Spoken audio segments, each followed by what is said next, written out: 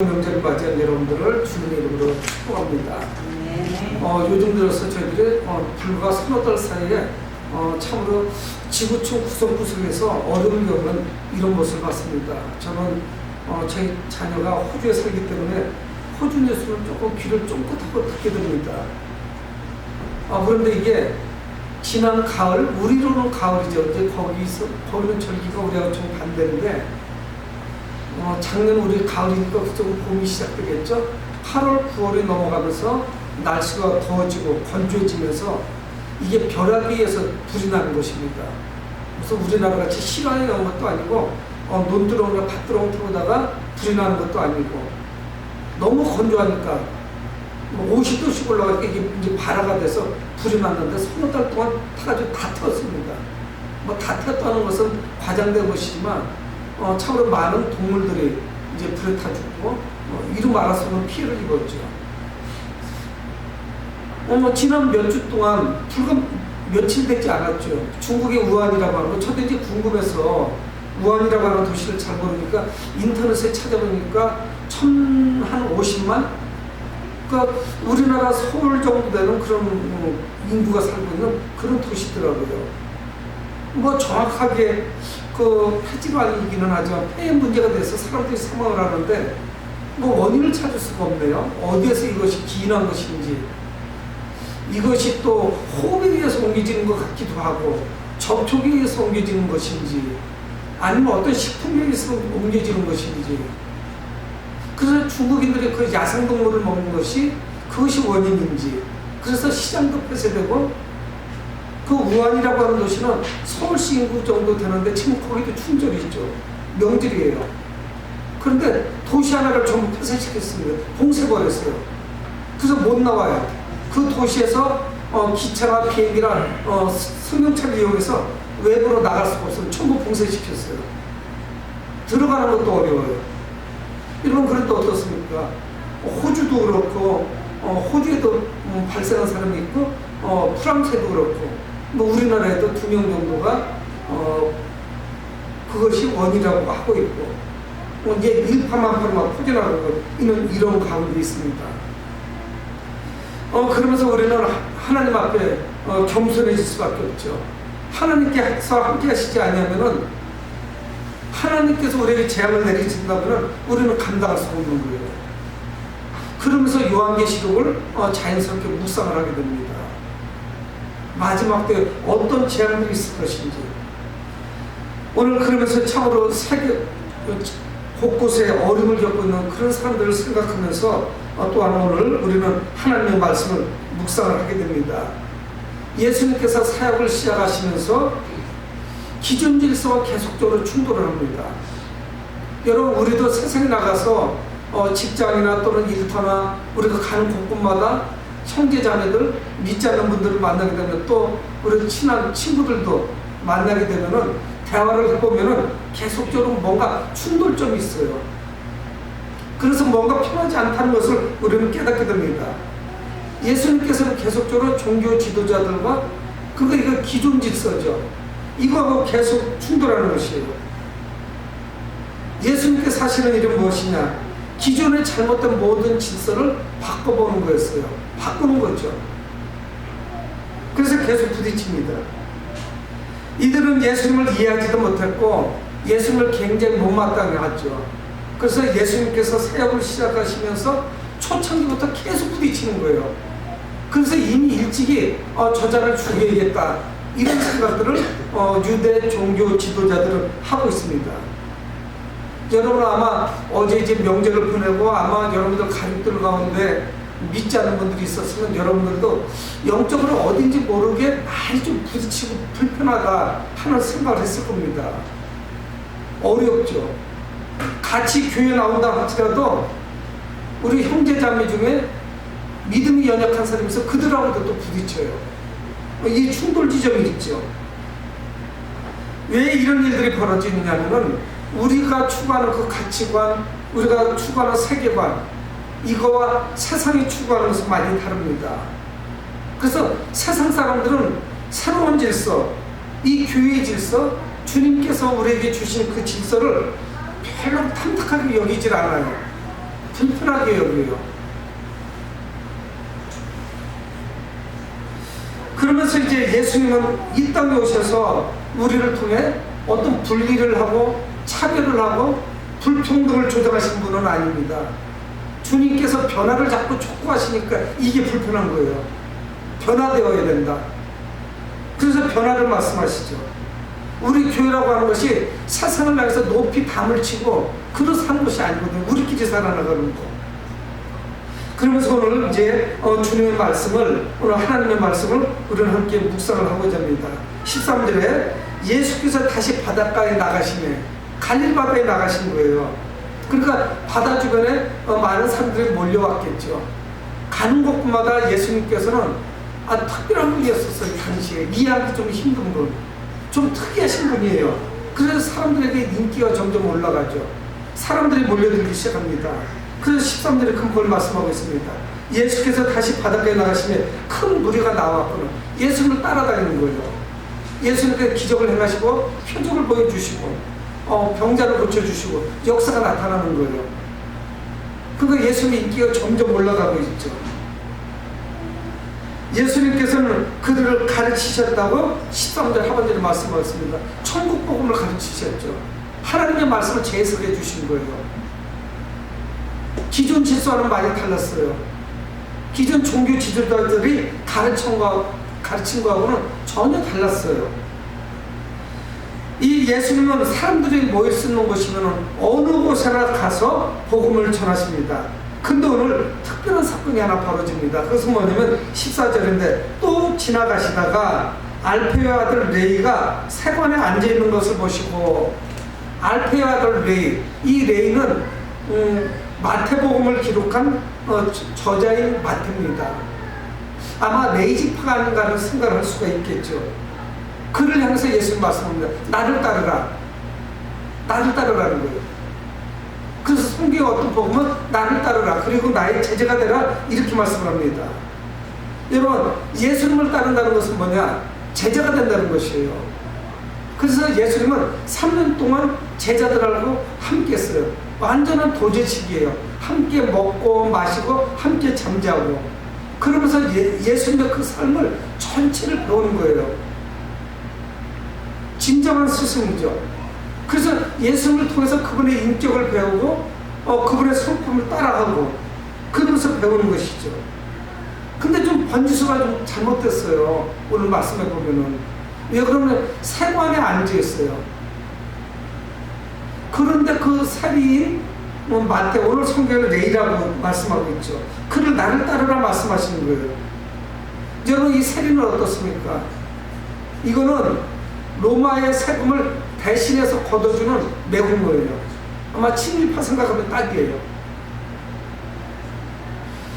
요즘 아마 작년도부터 아마 우리가 1919년 3월 1일 김이 독립 만세 운동을 벌인 지 100년 됐던 해라고 그런지 어떤 다큐멘터리나 수많은 프로그램들 중에 독립운동과 관련된 거, 상해 임시정부, 우리나라 독립운동가들 이런 거에 대해서 이야기하고 방송하는 거를 저는 거의 빠짐없이 다 봤습니다.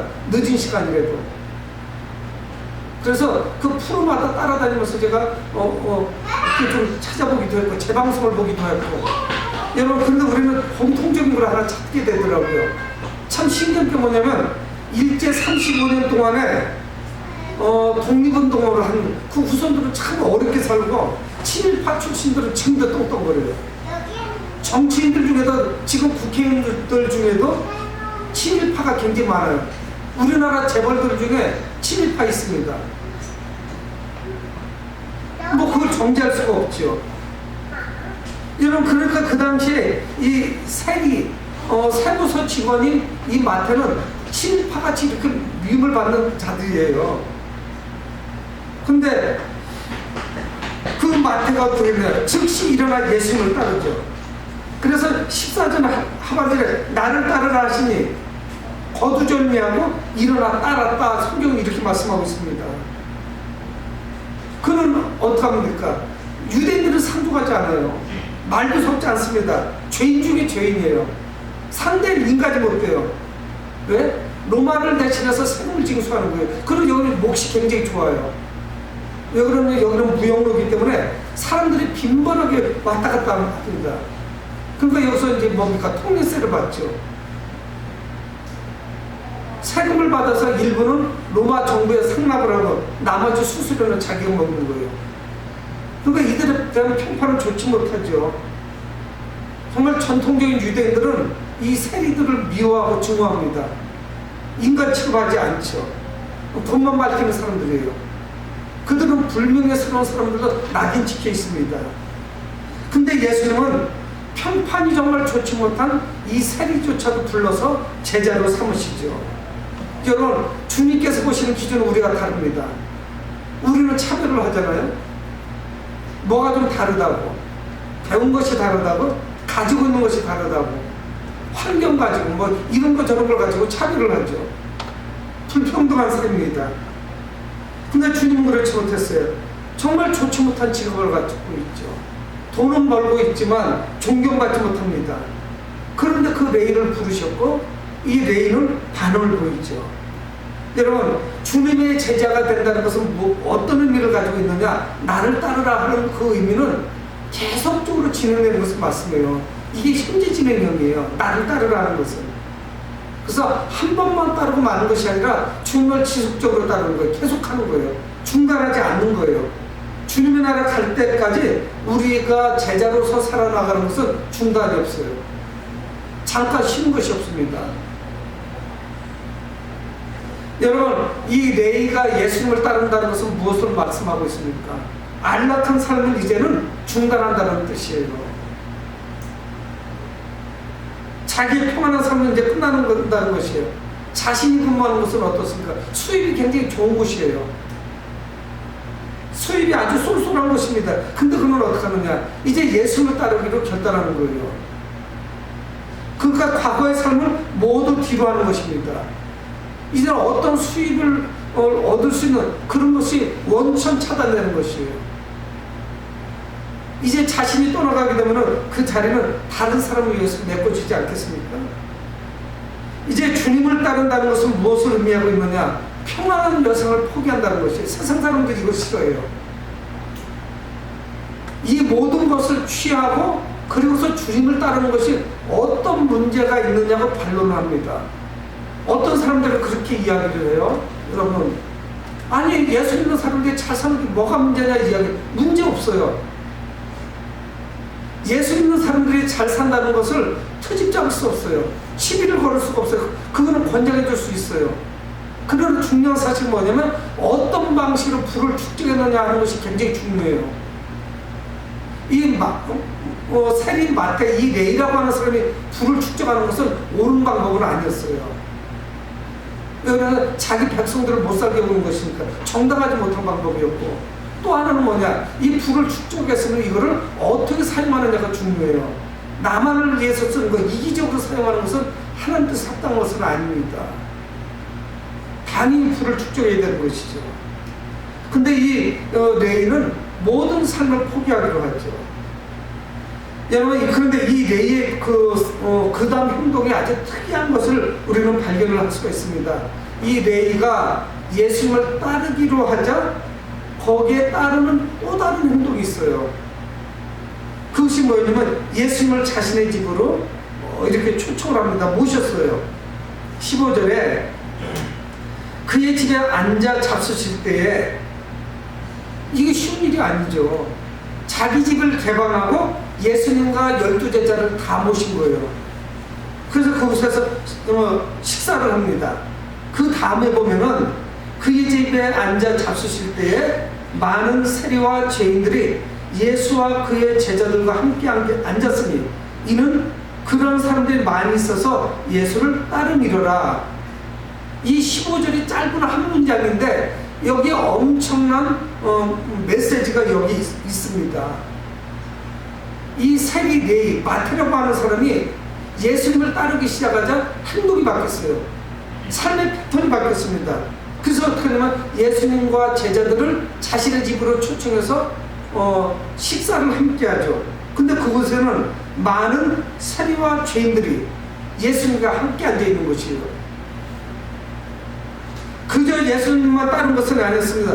그러니까 이 레위 사람들로부터는 무시당하고 경멸의 대상이었고 상달만한 사람이 아닌 매국노 취급을 받았지만 그가 예수 그리스도를 통해서 회심하고 나자 어떤 행동이 따르냐면은 자기 친구들, 죄인들, 자기와 같이 직장 근무했던 그 세리들, 이들을 다 초청한 거예요. 그래서 성경 뭐라고 말씀하냐면 세리와 많은 죄인들이 그 집에 버글버글 하는 거예요. 이 세리들이 마태라고 하는 사람 가운데 어떤 마음이 있었을까요? 그는 아마 예수 그리스도를 자기 친구들에게 소개하고 싶었을 겁니다. 예수님과 그 친구들이 만나도록 이 주선을 한 거예요. 그렇지 않으면 이런 환경이 이렇게 조성이 될 수가 없죠. 여러분, 과거에는 어떻습니까? 물질적인 것을 통해서 친구를 사귀었습니다. 돈으로 친구를 사귀죠. 내가 가지고 있는 그 부유함, 재정적인 상태, 넉넉함, 이런 걸 가지고 친구를 사귀죠. 사회에서 소외됐으니까 아마 이 사람은 방탕한 삶을 살았을 가능성도 있어요. 그냥 돈 쓰는 재미, 자기가 가지고 있는 거 돈이니까 돈을 그냥 낭비하고 그거 가지고 재미를 느끼고 살았을지도 모릅니다. 근데 예수 그리스도를 만나니까 즉각적으로 삶이 바뀌었어요. 이제는 중요한 사실이 뭐냐? 영적인 관계가 더 중요하다는 것을 깨달은 거예요. 아, 내 친구들, 나와 똑같은 삶을 살았던 그 세리들, 그 죄인들, 이들을 예수님께 소개해서 저들도 나와 같이 영적인 삶을 살아가도록 해야 되겠다는 것이 있었겠죠. 분명해요. 근데 자기 친구들은 누구냐? 예수 그리스도를 만나서 변화되어야 될 대상들, 세관에 앉아서 못된 부유함만 취할 것이 아니라 예수님을 만나서 변화되어야 될 사람들을 본 거예요. 그러니까 그들을 다 초청을 했죠. 그런데 15절 하반절에 그렇게 말씀하고 있습니다. 그러한 사람들이 많이 있어서 예수를 따르미러라 선고했어요. 마태만 따른 것이 아니고 이 많은 사람들, 죄인들이, 세리들이 예수님을 따르기 시작했습니다. 예수님의 제자가 됐다는 것이에요. 12제자는 아니지만. 여러분, 그러니까 어떤 현상이 나타났냐면 16절에 바리새인의 서기관들이 예수께서 죄 및 세리들과 함께 잡수시는 것을 보고 관점이 달라요. 여러분, 우리도 신앙생활 하다가 15절에서 시작을 해가지고 16절로 맞춰질 가능성도 높아요. 죄인으로 시작하고 주님 앞에서 겸손하고 나는 죄인입니다 하고 가슴을 두들기다가 신앙이 깊어지면요, 바리새인이나 서기관들 같이 바뀌어질 가능성이 높아요. 오히려 그래서 목사님이나 장로님들이 그럴 가능성이 높다고요. 신앙생활을 잘하면 잘할수록 과거의 자기가 죄인이었다는 생각보다는 남을 비판하고 정죄하고 저들이 잘못하고 있다고 비난합니다. 거룩한 삶을 살지 않는다고 이야기하는 것이에요. 오늘 그런 현상이 나타났죠. 16절 바리새인의 서기관들이 예수께서 죄인 및 세리들과 함께 잡수시는 것을 보고 그의 제자들에게 이르되 어찌하여 세리 및 죄인들과 함께 먹는가? 트집 잡는 거예요. 아니, 예수 저자는 유대인인데 왜 죄인들과 함께 식사하느냐는 거예요. 왜 부정한 행동을 하느냐 하는 것이에요. 이것이 못마땅한 거예요. 있을 수 없는 일이 벌어지는 거예요. 저 나쁜 자들, 저 매국노들, 저 죄인들, 인간 같지도 않은 것들하고 왜 식사를 하지? 이렇게 이야기하는 거예요. 여러분, 저도 만일 아빠 이 근처에 다방이 있고 다방에 아마 김마담님한테 제가 복음을 전하러 가면 우리 교인들이 난리가 날 거예요. 우리 목사님 저 김마담하고 무슨 일이 있는가 봐? 왜 저 사람하고 이야기하지? 그렇잖아요. 우리가 기준이 있어가지고 저거는 천박한 직업이야, 이거는 나쁜 직업이야, 저건 우리가 할 수 없는 것이지. 그러면요, 접촉을 안 하면 언제 복음을 전합니까? 아마 만나서 대화를 하면 사람들이 좀 이상하게 바라볼 가능성은 커요. 용납하지 못합니다. 그렇게 보이는 거예요, 이게. 유대인들 눈에 예수님이라고 하는 저 사람 참 신기한 사람이요. 왜 저 사람들을 만나지? 왜 함께 식사를 하지? 더군다나 이게 어떻게 이해가 되겠어요? 죄인들과 식사하는 것을 이거 이해할 수가 없습니다. 아주 충격적인 사건이었던 거예요. 그래서 제자들에게 그렇게 이야기를, 왜 세리 죄인들과 함께 식사를 하느냐? 그걸 가지고 시비를 거는 것이죠. 근데 이 레위의 집, 마태의 집에는 평소에 유대인들이 정상적이라면은 접촉하지 않는 사람들이 가득한 거예요. 그들을 만나고 있으니까 이상하게 당연히 보이죠. 이 바리새인의 서기관들은 누굽니까? 성경에 능통하죠. 성경을 다다다 외운단 말이에요. 성경을 잘 알고 있어요. 예수님이 하는 행동은 정말 잘못된 행동이에요. 이거 굉장히 파격적이거든요. 왜 죄인들하고 만나고 있느냐 하는 것이죠. 그들은 늘 정결하지 않아요? 그래서 율법을 지키려고 노력하죠. 근데 마태복음 23장에 보면은 예수님은 그들을 향해서 화 있을진저 바리새인과 서기관들이여 회칠한 무덤이여 화 있을진저라는 말씀을 7번이나 반복해서 하십니다. 화 있을진저. 왜? 그들은 위선자들이에요. 회칠한 무덤이에요.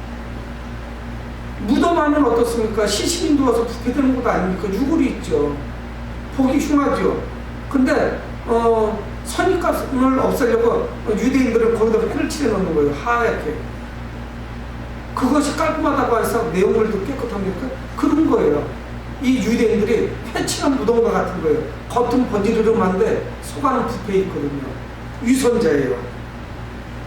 그런데 예수님은 어떻습니까? 자신을 낮추셨죠. 하나님의 아들이신데도 불구하고 자기를 낮추시고 소외된 사람들에게 찾아오신 거예요. 누구도 안 만나줘요. 나쁜 인간 취급을 받으니까 한번 낙인 찍히니까 누구도 안 만나줘요.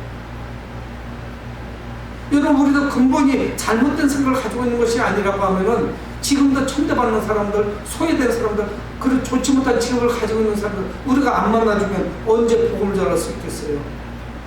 그들은 언제 회복될 수 있겠어요? 복음을 접할 수 있는 기회 자체가 원천적으로 봉쇄가 됐죠. 근데 예수님은 이 죄인들에 대한 편견을 거부하셨습니다. 유대인들이 가지고 있는 그 편견, 그걸 거부하셨어요. 주님이 보실 때는 우리는 모두 다 누굽니까? 구원받아야 될 죄인들이에요. 너나 할 것 없이. 그래서 주님 명령에 순종하는 자라면 죄인이나 매국노, 세리들조차도, 그래서 오늘 15절 16절 그들 부르신 거 아니겠어요? 그래서 그들이 예수님을 따라가는 것이죠. 그래서 제자도 삼으시는 거예요. 그러니까 우리들도 믿게 됐죠.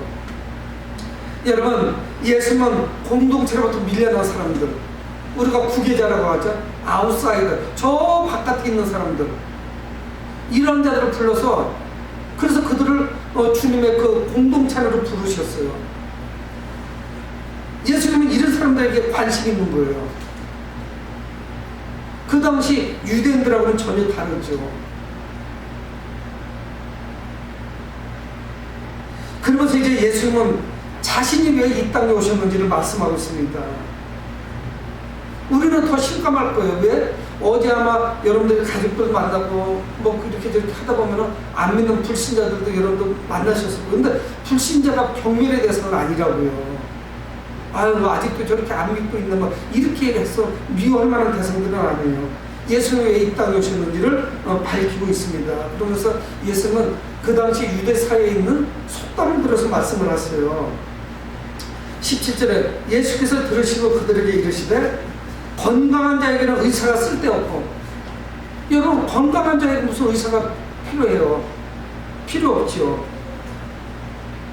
건강한 사람은 의사가 필요 없습니다. 필요한 사람은 누구냐? 병든 자에게야 쓸데있는 자. 병든 자가 의사가 쓸 때가 있죠. 필요가 한 것이죠. 이것이 당시 유대 땅에 널리 퍼져 있는 모든 사람들이 알고 있는 좀 흔한 속담이란 말이에요. 병든 사람에게 의사가 필요하고 쓸데있는 것이고, 이 건강한 사람에게는 의사가 별 쓸모가 없어요. 이런 속담을 예수님 말씀하신 거예요. 그래서 그 속담을 자신의 사역과 연결을 시킵니다. 여러분, 병원 대기실에 한번 가보세요. 우리 가까운 옆에 바로 당 옆에도 병원이 있는데 거기 종종 가보면은 정말 많아요. 저도 종종 그 병원을 가보면 접수하고 막 앞에 10명, 20명씩 대기해요. 사실 뭐 저게 종합병원도 아니란 말이에요. 개인병원이죠. 정형외과예요. 그런데도 불구하고 얼마나 많은 사람들이 대기하고 있는지 몰라요. 자기 순서를 기다리죠. 환자들이 가득해요. 여러분, 우리가 나가서 살고 있는 세상에는 얼마나 많은 환자들이 지금 신음하고 있는지 몰라요. 이게 육적인 환자가 아니에요. 여러분, 육적으로 아픈 사람들은 병원 가면 되죠. 그 환자들은 격리 수용시키면 되죠. 우한 같은 경우는. 그래서 이제 약을 투여하고 계속적으로 잘 보관하면서 뭔가 이제 치료가 되겠죠. 여러분, 예수님은 누구시냐? 신음하는 이 땅을 치료하러 오신 의사십니다. 그래서 이 의사를 자신의 사역에 연결을 시키는 거예요. 그래서 예수님은 그렇게 말씀합니다. 17절 중반절에 나는 의인을 부르러 온 것이 아니요 죄인을 부르러 왔노라. 예수님은 의인을 부르러 온 것이 아니라고요. 의인에게 예수님은 뭐가 필요해요? 죄인들을 불러서 그를 구원하는 것이죠. 그를 의롭다 칭하시는 게 중요하죠. 그러니까 바리새인들이나 서기관들은 스스로 의롭다고 여기니까 그들은 예수님이 필요한 사람들이 아니에요. 그러나 살인들, 죄인으로 취급받고 있는 자들, 그들에게는 예수님이 필요한 거예요. 예수님은 죄인들을 불러서 그들을 구원하기 위해서 오셨지, 스스로 자기가 의롭다고 여기는 자들에게 예수님은 뭐가 필요하겠어요? 오히려 예수님은 그들을 밀어내죠. 영적으로 고장나고 탈진한 사람들, 지쳐있는 사람들. 그래서 팔복에서 말씀하는 것이 심령이 가난한 자는 복이 있나니 천국이 그들의 것이며, 우리는 심령에 피폐해 있죠. 심령이 궁핍해요. 우리의 심령 자체가 영적으로 우리 심령이 지금 전부 망가져 있어요. 파탄 상태예요. 그러니까 주님이 필요하죠. 그래서 예수는 뭡니까? 유대인들의 그 정결에 대한 일반적인 통념을 싹 다 바꿔놓으신 거예요. 무엇이 정결한 것인가? 세리와 만나서 밥 먹는 것이 그렇게 부정한 것이냐? 그보다 더 중요한 사실은 영적으로 더 부정한 이 상태를 예수님께서 지적하고 계신 것이죠. 부정한 사람을 접촉하면 부정한 것인가요? 죄인을 만나면 부정해지는 것이에요? 예수님은 죄인들을 불러서 회개시키시고 하나님의 자녀 삼도록 하신 분입니다. 하나님의 정결한 자녀로 인도해 주시죠. 그러니까 우리 같은 죄인들에게 주님이 찾아오신 거 아니겠어요? 여러분, 우리 모두가 죄인이었습니다. 그런데 이제 우리는 정결한 하나님의 자녀가 됐죠. 영원한 천국 백성이 됐죠.